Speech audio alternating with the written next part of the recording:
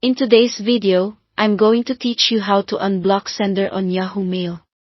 If messages from someone you actually want to hear from are disappearing, it usually means their address ended up on your block list. Let's walk through how to fix that quickly and safely.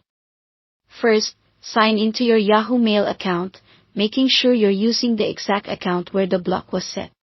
Once you're on your inbox, look to the top right corner of the page for the gear-shaped settings icon. Click it to open your quick settings, then choose More Settings to access the full menu of options. This takes you to the area where Yahoo stores all the advanced controls. On the left-hand side, select Security and Privacy.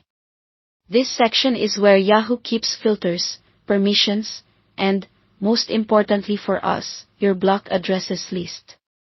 Think of this list as the gatekeeper. Any address on it is automatically kept out of your inbox. Scroll through the block addresses and find the sender you want to unblock. If you see multiple entries that look similar, take a moment to make sure you're selecting the exact address you want to allow again. When you've located it, hover over the address and click the trash icon or the remove button next to it. That action deletes the address from your block list, which tells Yahoo to let mail from that sender through again. After you remove the block, new emails from that sender should start appearing in your inbox automatically.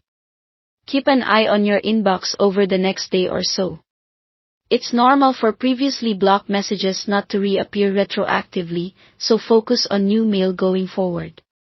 If you rely on mail filters or custom folders, remember that those rules still apply, even after unblocking.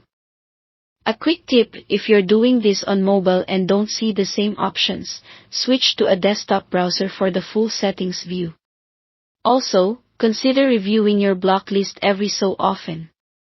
It's easy for an address to get added by mistake, and periodic cleanup helps ensure you're not missing anything important. While you're there, you can prune any old or no longer relevant blocks to keep things tidy. That's it. You've unblocked the sender, and their messages should now get through.